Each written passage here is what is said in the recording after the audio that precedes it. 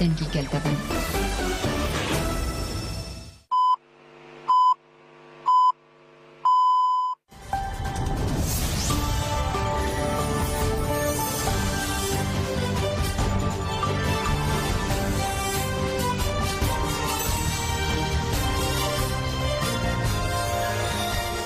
سڵاوتان لەبێ هەم کاتتان باش حاڵەکانی هەینی 8 دیسەمبەری 2023 پێشکەشەکەن بیسەرمان بن.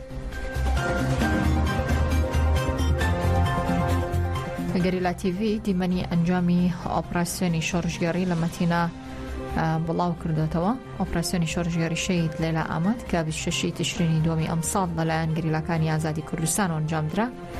گەریلاکان شەک و کەرەستەی سەربازیە دەست بە سەرکراوەکانیان بۆ ڕایگشتی خستۆتە ڕوو پێکەوتە بیسێم ڕاپۆرتابێ. گەریلا تیڤی بەشی سێمی دیمەنی ئۆپراسیۆنی شۆڕژگەڕی گەریلاکانی ئازادی کوردستانی بڵاو کردەوە کە ڕۆژی 26 مانگی ڕابردوو لە ناوچەی مەتینە دژی سوپای تورکی داگیرکەر ئەنجامی دا و تێیدا 18 داگیرکەر سزادران و دەست بەسەر بڕێکی زۆر چەک و تەقەمەنی داگیرا. لە بەشی سێمی دیمەنی ئۆپراسیۆنەکەدا ئەو چەک و تەقەمەنی و کەرەستە سەربازیانە بڵاو کراونەتەوە کە گەریلاکان لە ئۆپراسیۆنەکەدا دەستیان بەسەرداگرتووە. چاڵێکیەکە هات دەرخستن دەبێت چاڵێکیدا ئەم گەلێک ئالەڤین لەشکەریین دەولەتە تورکا داگیرکەر یەن لەشکەرین و سەر جەنازە هاتە ڕاکردن لەبێ سەر بێ وسا هەوڵە تشتێکی کوونکردنە هەمین هەول برن. بەپێی ڕاگەیەنراوی ناوەندی ڕاگەیاندن و چاپەمەنی هەپەگا لە ئۆپراسیۆنە شۆڕژگەڕیەدا جگە لە سزادانی 18 داگیرکەر دەست بەسەر 4 چەک و بڕێکی زۆر دووربین، فیشەک، تۆپ هاوێژ، 12 مەخزەنی فیشەک، 2 مۆبایل، 5 جانتا و چەندین پێداویستی دیکەی سەربازی داگرتووە.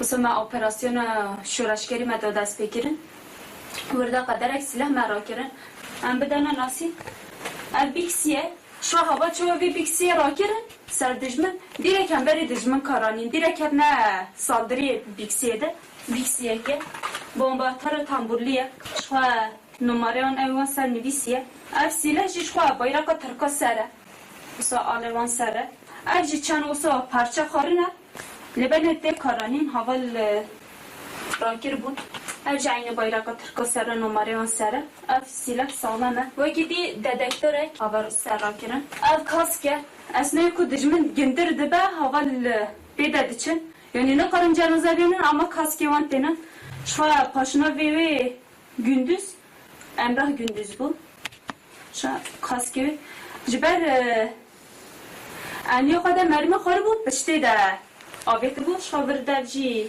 evi diyar dike ce kudar baxari önce kaskevanı önce malzeme on ye tendürüstiye aslında kabul dışına ser şu sarraxte onun hava direkt sarradı ki on parkene yani kadar parke yağmurluk rakire acıyor kazak yavanı avraxte yani aslında kud kabul asker koştu ki bir xoda sarradı ki şu bayrak yavan sara yani bu son hale ki perişan da bu son ne garajiye da ne evi da mabun yani şu خوێنەوان هیچ سەرە.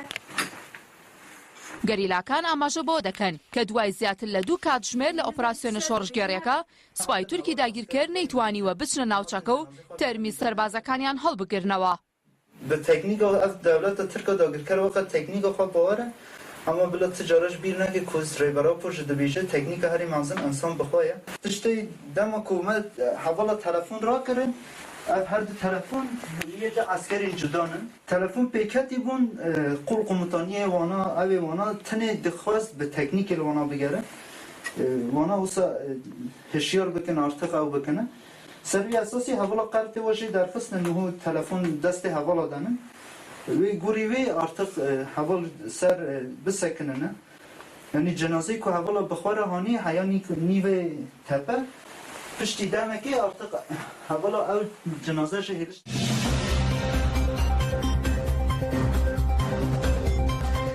بزوتنەوەی ئازادی ژنانی ئێزیدی تاژێ داوا لە گەلی کوردەکە تا وەرگرتنی زانیاری لەبارەی ڕەبەر ئۆجەلانەوە نەسرەون شەمێڕەمەوە لە ژێرنای بزوتنەوەی ئازادی ژنانی ئێزیدی تاژێ لە ڕاگەنراوێکدا ئاماژەی بەوە کردووە کە باستەوە کراوە بوو مەلەرزە لەو شوێنە ڕوویداوە کە ڕێبەر ئۆجەلان تێدا زیندانی وەژنی گەرانی ئەوانی لەبارەی دۆخی ڕەبەر ئاپۆ زیاد کردووە باستەوە دەکات لەسەر ناوی ژنانی ئێزیدی داوا لە CPT دەکەن کە بە زووترین کاندیدار لەگەڵ ڕێبەرایەتی ساسکەن لەگەڵ گەلیش لەو دۆخاگادارکەنەوە. ئەم ژیرۆ وەک تەفگەرە ژنێ دێزیدی تاجێ لێ دەرێ ئەم داخوایانێ بدن ڕاستیژی سەرۆکاتی بدایێ ژعردادایژی کردن پیرە گوتن گۆ ئاگرب ئیمرالی کەتیا نهۆژی بژن زنجال نزیکی ئیمرالی چێبوویەژی ئەم بانگل CPT مافێ مرۆڤ بدکن زووتری وەخت هەفدیتنە مالباتی ڕە چێ ببێ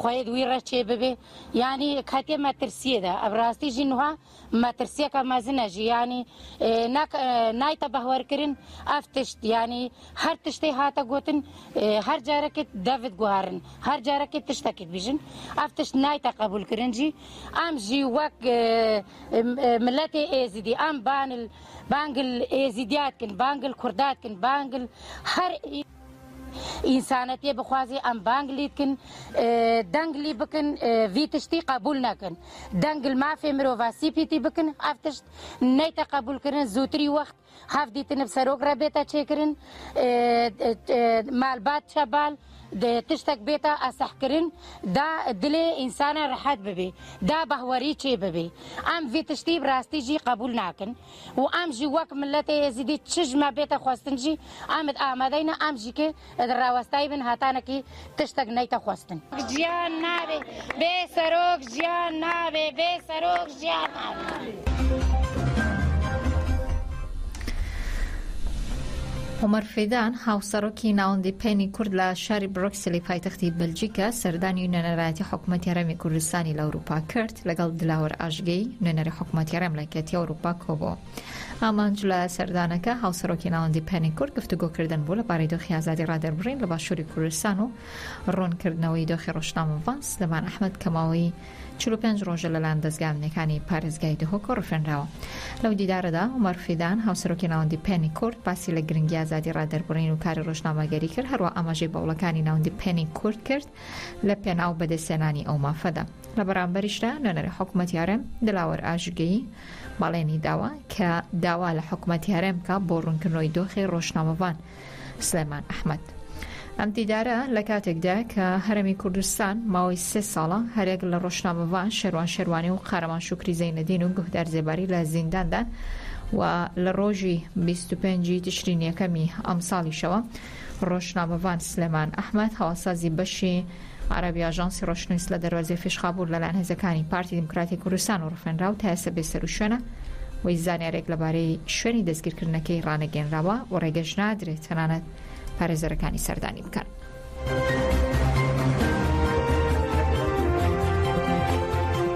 ماوەی 45 ڕۆژە سلێمان ئەحمەد ڕۆژنامەڤانی ئاژانسی ڕۆشنویست لەلایەن پارتی دیموکراتی کوردستان و لە دەروازەی فێشخابوور دەستگیر کراوە تاوەکو ئێستا بێسەر و شوێنە. هەژار ئەنوەر ڕۆژنامەڤان باسەوە دەکا کە دۆخی ڕۆژنامەڤانان بۆ کاری ڕۆژنامەڤانی لە هەرێمی کوردستان ڕۆژ لە دوای ڕۆژ بەرتەسک دەبێتەوە چونکە هەر ڕۆژنامەڤانێک بە دڵی دەسەڵاتدارانی هەرێمی کوردستان نەبێ ئەوە دەستگیر دەکرێت ئەمە جێگەی قبوڵکردن نییە.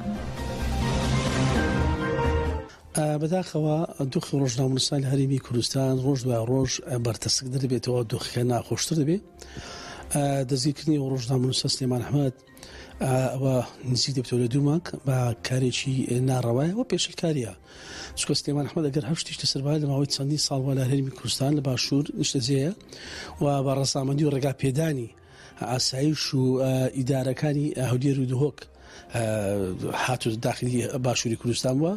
ئێستا بەبێ ئاگادارکردنی پێشوەختە کاتێک کابرا چۆتە پرسی باشی گەڕاوەوە دەستگیر کراوە بۆ زۆرێ مامەڵی ئەمان جێگەی نیگەرانیە. بەداخەوە ئێستا پێویستە لە هەرێمی باشووری کوردستانەوە لە سەرتاسەری جیهان ڕێکخراوەکانی دەوڵەتی ئاگادار بکرێنەوە ژیانی لە مەترسی ڕزگار بکرێت و ناکرێت هەر ڕۆژنامەنووسێک بە میزاج و بە دڵی حکومڕانانی هەرێمی کوردستان بێت تۆ بێ دەستگیری بکەیت کە ئەمە پێچەوانی ئازادی ڕادەربڕین لە پێچەوانی یاساکانەکە لە هەرێمی کوردستان. ئەمە لە ماوەی ڕابردوو لە کێسی ژیراوانی بادینان و هێندێک پێشترش بینیمانە کاتی گەریبیانی مەبەستیان بێ ڕۆژنامەنووسێک دەستگیر بکەن یەکسەر کەیسێکی بۆ دەکەنەوە و تۆمەتێکی و سیناریۆکی بۆ دروست دەکەن و چەند ساڵێک پێی زیندانی دەکەن کە حکمی دەدەن. ئەمە مەترسیی زۆر گەورەی لەسەر ڕۆژنامەنووسانی باشووری کوردستان پێویستە هەموو ڕۆژنامەنووسانی یەکدەنگ بن ڕێکخراوەکانی ناوخۆنی دەوڵەتی فشاری زیدی بکەن و لەم مەترسی ئاگاداریان بکەنەوە و پێویستە ئەم دەسەڵاتەش واز لەم زۆرە سیناریۆ و لەم زۆرە هەڵسو کەوتانە بێت چکە پرۆسی دیموکراسی و ئازادی ڕاداربڕین لە هەرێمی کوردستان بەهۆی حکوومەتەوە بەهۆی ئەم دەسەڵاتدارانەوە. سەرکردەیەکی چارچێوانگی دەڵێت بەوەی بوونی 15 دەواازەی وشکانی نایاسا لە هەرێمی کوردستاندا بۆتە هۆکاری نزیکبوونی ئاوی عراق و دەیان کارگە بۆ یەو قاچاقچێنی کە زیانی بەرکەوتووە داخراوە. جەبار سعودە سەرکردە لە چوارچێوی هەمانگی لە میانی چاوپێکەوتنێکدا باسی لەوگرە 15 دەواازەی سنووری وشکانی لە هەرێمی کوردستاندا کارەساتێکی گەورەی ئابووری دروستکردوە پێویستە حکوومەت چارەسەر و گرفتە بکە ماژێ بۆشکردو لە 180 و کاڵاو پێداویستانی کشت و کاڵی پیشەسازی لە عێراقدا قەدەغەکراون لەو دەواازە دێنرێتە ناو خاکی عێراقەوە. ئەمەش بنەمای قاچاقچێتی دروست کردووە بۆتە هۆی گواستنەوەی نەخۆشیە کوشندەکان بۆ کردی کشت و کاڵی و ئاژەڵداری بەداخستنی سەدان کارگە لە تەواوی عێراقدا. ئاشکراشی کردووە بەشێک لەلایەنە سیاسەکان سوودمەندی ڕاستەوخۆن لاوردەی کاڵای قاچاق لەو دەواازە نایاسانی چونکە پارێکی زۆریان دەستەکە و ئەو شخصۆتە ڕوو خاڵە سنووری نایاسایەکان لە هەرێمی کوردستاندا کێشە بۆ بەغدا دروستەکە چونکە ئەو دەواازانە هەڕەشەن بۆ سەراسەریشی نیشتیمانی لە بەرەوەی پابەندین بەڕێوە شوێنە فدراڵەکان و زیانی ئابووری گەورە بە دوای خۆیدا دێنێت.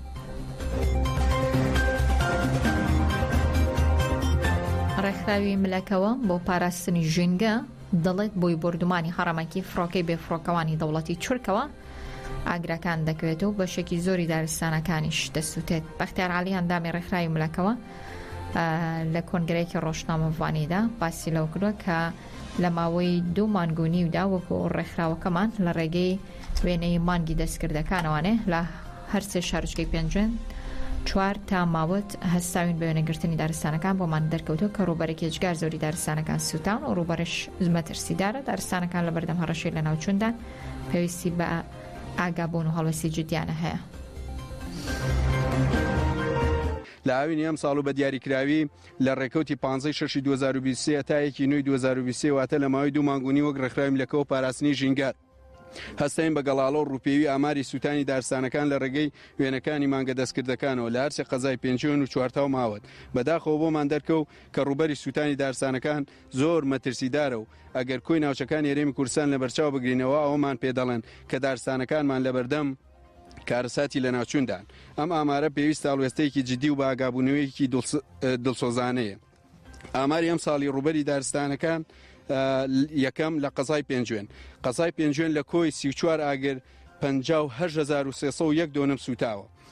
قەزای ماوەت 9,224 دۆنم دارستان سوتاوە. قەزای چوارتا 6,048 دۆنم دارستان سوتاوە. هۆکاری کەوتنەوەی ئاگرەکان و سووتانی دارستانەکان یەکەم هەندێک لە ئاگرەکان لەلایەن هاوڵاتیانەوە بۆی کەم تەرخەمی و هەزنەکردن بە گرنگی دارستانەکان دەکەوێتەوە. جا کەم تەرخەمیەکە چالێنان بە یاخود ئاگربڕی ڕەز و باخەکان. هەندێک جار بەدەستێن خەز لەلایەن کەسانی بەرژەوەندی خواز و چاوچنۆکەوە ئاگر دەخرێتەوە بۆ ئەوی دارەکان و شک ببن شوێنەکەی بکەن بە ڕەز و باخ و پرۆژە و زەوی کشت و کاڵی یان بەمەبەستی بازرگانیکردن بە دارستانەکانەوە یان بەهۆی کێشەی کۆمەڵایەتیەوە دڕندەی خۆیان بە دارستان و گەڵاجارەکان دەڕێژن. بەشێکی دیکەی سووتانی دارستانەکانی پێنجوێن بەهۆی ئاگرخستنەوەی سەربازانی سەر سنووری وڵاتی ئێرانەوەی یاخود پەڕینەوەیەوە ئاگرانەی لە ڕۆژهەڵات نزیک سنووری پێنجوێن کەوتونەتەوە. چوارەم بردومانی هەڕەمەکی فڕۆکەی بێفڕۆکەوانی سوپای تورکیا وەکارێکی دیکەی کەوتنەوەی ئاگرەکانە. پێنجەم سەرباری هەموو ئەم هۆکارانە هەندێکی دیکەی ئاگرەکان بەهۆی تەقینەوەی مین بە ئاژەڵدا دەکەوێتەوە کە ئەم ساڵ 4 حاڵەتمان هەبووە. ئێوارەی دوێنێ کۆڵبەرێکی دانیشتوی جوانڕۆ لە ڕووداوێکی تەقەکردندا لە ناوچەی دزواری سەر بە شارەدەی تەوێڵە بریندارکرا و هەرێک لە پاسدارانی ئێران و پاسەوانانی سەربەڕا لەو ڕووداوەدا تۆمەتبار دەکرێن. بە پێی زانێرەکان کۆڵبەرەکە ناوی مزەفەر نازدار مەحمودیە تەمەنی 43 ساڵە دانیشتوی شارچکەی جوانڕۆیە لە کاتی کۆڵبەریدا لەگەڵ چەند کەسێکی دیکە کەوتۆتە بۆسە گولە بەرشانی کەوتووە. دواتریش لە مەڵبەندی تەندروستی شەید نیازی لە تەوێڵە بە مانگێزەکانی ئاسایش گواستراوەتەوە بە نەخۆشخانەی فریاکەوتنی هەڵەبجە بەمبەستی چارەسەرکردن. سەرچاوێکی ئاگادار بە دەنگی ئەمریکا ڕاگەیاندووە کۆڵبەرەکە لە کاتی گەیشتنی بۆ نەخۆشخانە ئاماژەی بۆ گورە بە گولەی هێزەکانی پاسەوانی سنوور بریندار کراوە. بەگوێرەی ئامارەکانی پێگەی کۆڵبەرنووس تەنیا لە 6 مان یەکەمی ئەمساڵدا بۆی تاقە 85 کۆڵبەر لە شارەکانی سەقس، پیرانشار، پانە، سەردەشت، مەریوان، پاوە، جوانڕۆ، سەلاس و باوەجان گیانیان لەدەستداوە و بریندار بوون.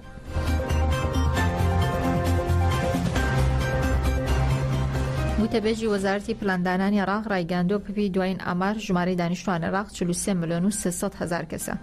عەبدولزەهرە هەنداوی وتەبێژی وەزارەتی پلاندانانی عێراق ڕایگەاندووە بە پێی دوایین ئامار و ژمارەی دانیشتوانی عێراق لە ئێستادا 43 ملیۆن و 300 هەزار کەسە، ڕەگەزی نێر لە 50.1 لە ڕەگەزی مێش 49.9 و ئاماژەی بۆدا ژمارەی دانیشتوان بە ڕێژەی گەشەی ساڵانە لە 2.5 زیادی کردووە و ژمارەی مردنی ساڵانە 250 بۆ 300 هەزار کەس بۆ کە بەهۆی هۆکاری جۆرا و جۆرەوە بووە.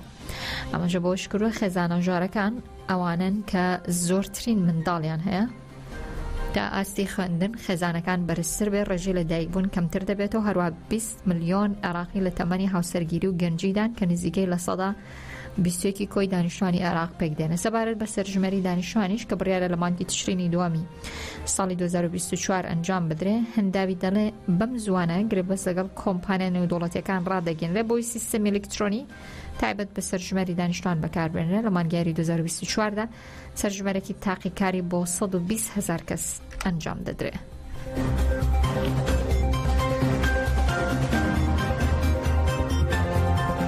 دوور لە هەواڵە سیاسەکان، زانکۆی ئەدیلایت لە نوێترین توێژینەوەیدا کە لە ماڵپەڕی زانکۆکە بڵاوی کردوێتەوە ئاماژەی بۆ کردووە کاریگەری کرێچێتی و نەبوونی شوێنی مانەوەی تایبەت لەسەر پیربوونی بایۆلۆجی زیاترە لە جگەرە کێشان و خەمی بێکاری. زانکۆی ئەدیلایدی ئوسترالی لە نوێترین توێژینەوەیدا کە دکتۆر ئەیمی کلەیر سەرپەرشتی کردووە نمونەی توێژینەوەکەی لە بەریتانیا وەرگیراوە، ئەنجامەکانی لە ماڵپەڕی زانکۆکە بڵاو کردوێت و باسی لەوە کردووە کە کرێچێتی کاریگەری لەسەر پیربوونی بایۆلۆجی هەیە.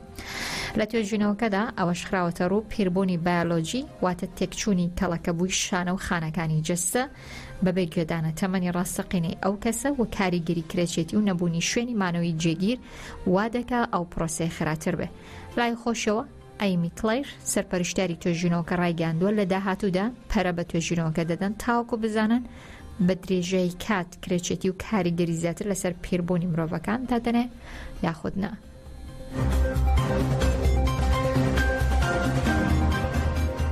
دووربوون بە کرێچێتی ڕۆژێکی خۆش بۆ هەموو لایەک.